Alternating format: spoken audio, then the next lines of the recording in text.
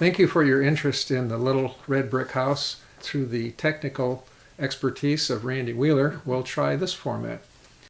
I'd like to start with just a little bit of history about the Little Red Brick House.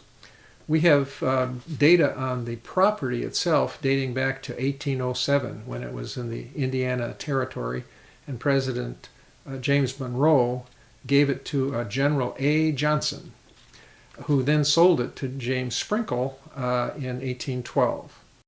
The property on which the house sits was subdivided in 1850, and since the house fits exactly on one of the lots that were in that subdivision, we assume it was built after 1850. And because of the brickwork on it, the nature of the bricks and the workmanship, it was probably before 1880. So we know it's somewhere in that range. The house is only 300 square feet, so as you can imagine, anyone with a family would soon outgrow the house. And through the years, there were additions made to the house to the point that the brick house eventually became completely obscured by additions to it. And this was not discovered until a fire in 1980 burned down many of the additions, and the discovery was made that here is a historic house. It's unusual for small houses like this from, let's say, the mid-1800s to survive because they weren't particularly valuable. You take a nice grand home like the Bethel home, which is near here. It's understandable why the grander homes would survive, but the small little houses like this would have been torn down for some other reason. So it's somewhat unique to have a house from this age still in existence. The other reason that it's in existence is because after the fire, Virgil Simpson, who was the owner of the house at the time, lovingly restored it. And so he put a roof on it, repaired the brickwork.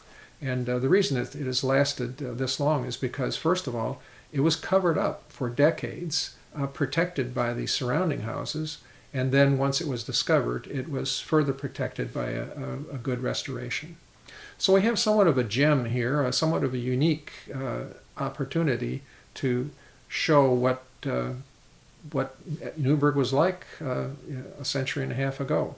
The house is on the State Historical, Archaeological, and Architectural Research Database as a notable building, and that is less than outstanding, but more than contributing. So it's certainly worth restoration. The property was purchased a couple years ago by an individual who is interested in, at some point, developing it. She has been most cooperative and most supportive of our efforts and very patient. But at some point, I think we are obligated to do something to the house to save it. And so the plan originally was to move it to the old Lock and Dam Park, where we already have the two Lockmaster cottages, the log cabin, the Lock and Dam building itself. This could be a nice addition to the old Lock and Dam Park, which already is accumulating a nice collection of architectural examples. In the process, we began to become aware of the idea of an amphitheater and began wondering, well, could this Little Red Brick House become a part of the amphitheater?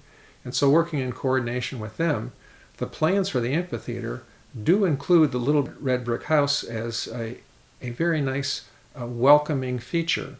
It's quaint, it's of our town, it fits perfectly with the river town concept that we're trying to develop.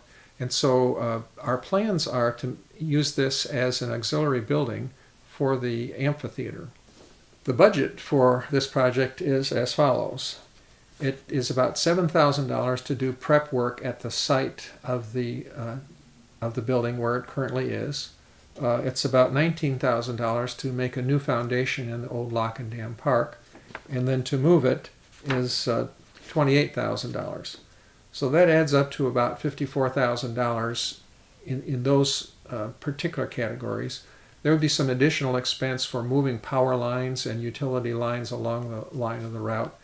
But we're close enough to making that budget to go ahead and pick a date. It will be moved before the end of the year, and hopefully we can raise the additional money to not only get the project done, but then start adding things like a new porch, which would be ADA compliant, and start dreaming bigger dreams about the amphitheater as well.